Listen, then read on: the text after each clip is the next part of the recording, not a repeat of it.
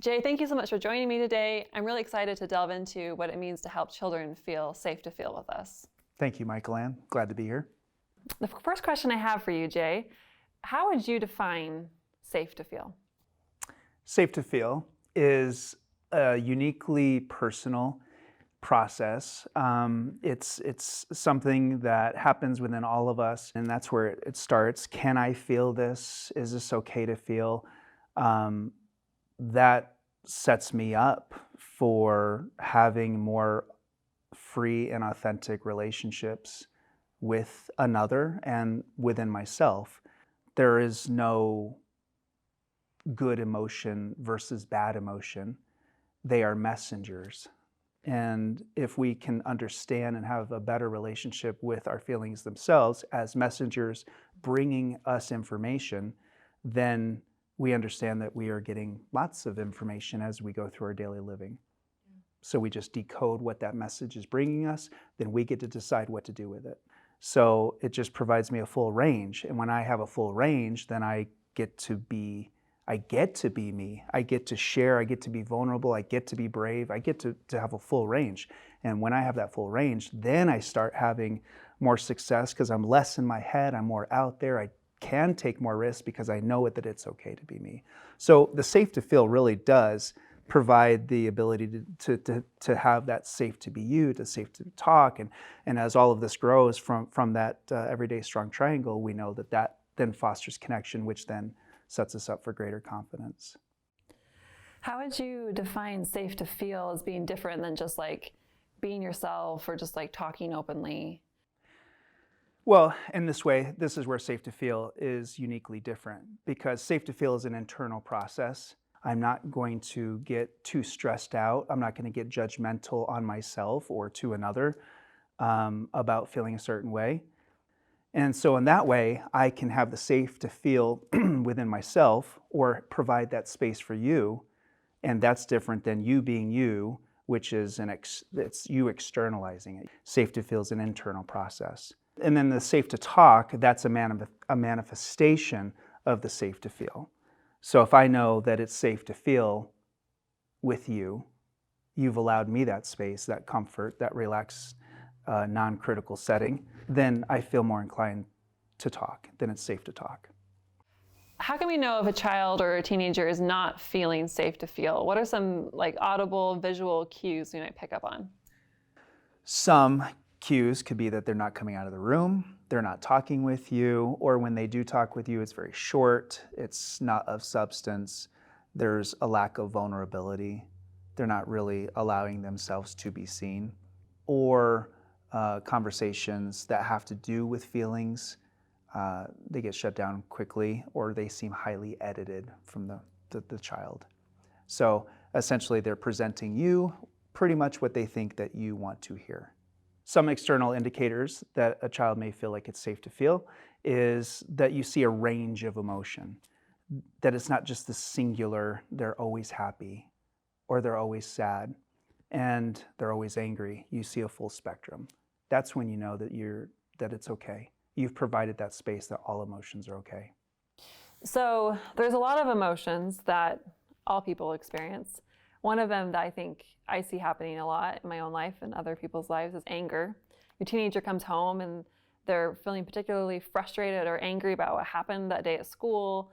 That teacher's so stupid, like they're just gonna fail me because they hate me, and it's not my fault. And the parent comes in and they can make a choice in that moment of how they respond. Give me some ideas about maybe less helpful ways to respond to that anger. Less helpful. Yeah.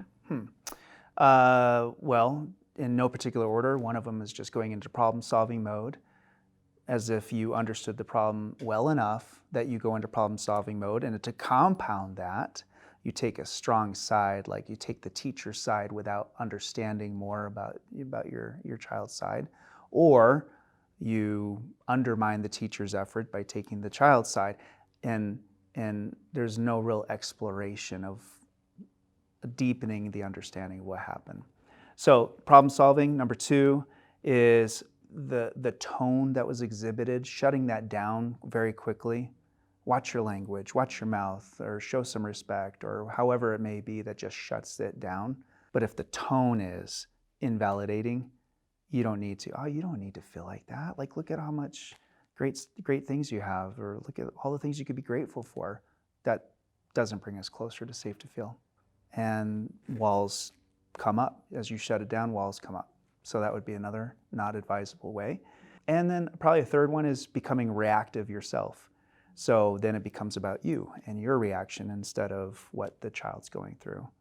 And when you say reactive, you kind of mean like getting angry back or like getting frustrated back. Yeah, when you let your gut reaction out, or when your fears are expressed. I mean, every parent has layers upon layers of fear, and that's just part of being a parent.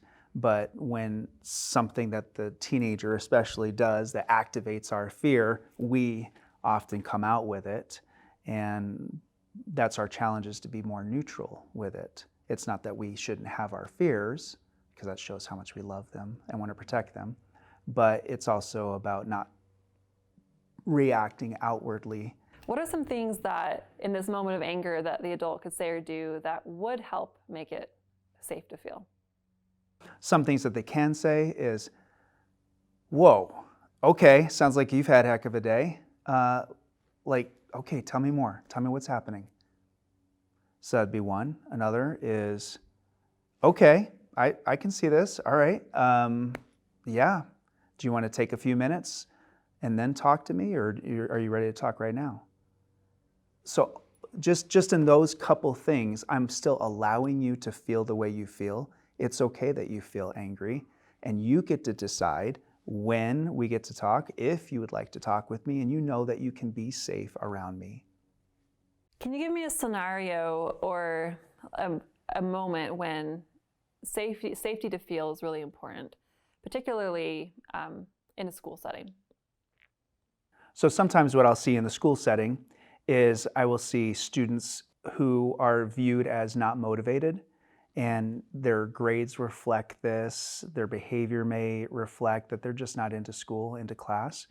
And what can we do about it? So then I talk to them, and in the safety of our room, we may discover that they feel differently about the class, about school. Their narrative of school, their narrative of class is much different than a parent would want or a teacher would want for them. So we have this separation.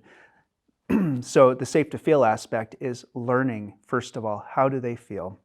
And you can feel that way. It's okay that your value of this is different than the teacher's or your parents', that's okay. And so then what do we do about it? So you're not broken, you're not, nothing's wrong with you. This is just the realness, and this is what we're working with.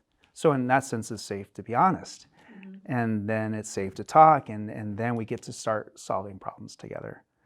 But just understanding that they may not share the same feeling as we may share or we may want for them. So sometimes that are challenging is when I'm working with a student and there's aspects of self-harm and they're having some self-harming ideations. And it's really scary for them to, when I let them know that we're gonna call their parents. And it's this fear of that they're gonna get in trouble, as if they've somehow been down this road before and this is seen as being dramatic, or they've not been down this road before because there's a distance in understanding how they really feel. And they're not sure that they're gonna be able to express how they truly feel to their parents.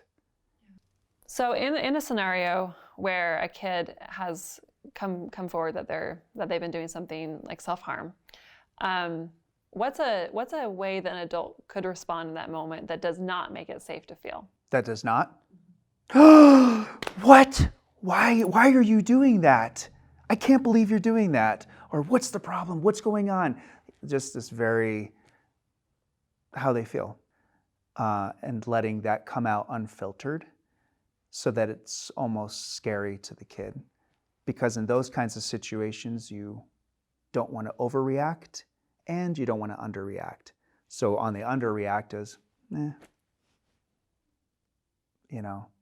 oh, there she goes again. Or, yeah, I've heard that before from him. Yeah, don't those things. So what are some things that an adult could do in this situation that would make it safe to feel? Yeah, you see, the pause right there. It's almost like bracing yourself, getting in the space to hold the space that what you're about to hear is unpleasant, it is scary, and that's okay, that you're there for them, and whatever they have to say is okay. You're here to listen, you're here to understand. So it's letting them talk. Can you give me a couple phrases to maybe start with, or questions to start with? Yeah. So some of it could be, what is it like for you? What's going on for you? What are you feeling? Really open-ended questions. So what does that mean? What does that look like? Or what else have you been thinking? And where there's one answer, typically there's two answers. Where there's two answers, there might be three answers. And if the parent will stay quiet long enough and just keep setting more and more places at the table, then we get to hear from those guests who might show up, and that's their feelings, that's their events that they've been just keeping to themselves, and now it's a time for them to be expressed. There's, what do you want to do? What do you feel like doing? And that actually feels really like cathartic, to just say, I feel like, or this is what I feel like doing, this is what I want to do. And that's a really helpful thing for parents to guide or teachers to guide their kids with. And once you have a better understanding of what it's like for them to be them at this time, then it's the invitation of working together with them. And what do you think you're going to do? What do you think your better option is going to be? Okay, so let's summarize. Coming back, what are three key things that someone could do right now to create safety to feel with their child? Start working within yourself. That would be number one. Start becoming more acquainted with your own feelings and making it a better relationship with your own feelings. Two is, from that space, allow the child to know that they are their own person, they can feel what they feel, and all feelings are okay. Three is that they get to choose when they're ready to share those feelings with me. I'm not going to be talking you out of your emotions or telling you that what you're feeling is wrong, but that I'm there to help you work through them and work with them. There's no better time than right now. And you get the next pages, the next chapters together to start anew and start a better relationship. And it's okay right now to start that road saying, I've always wanted to do right by you.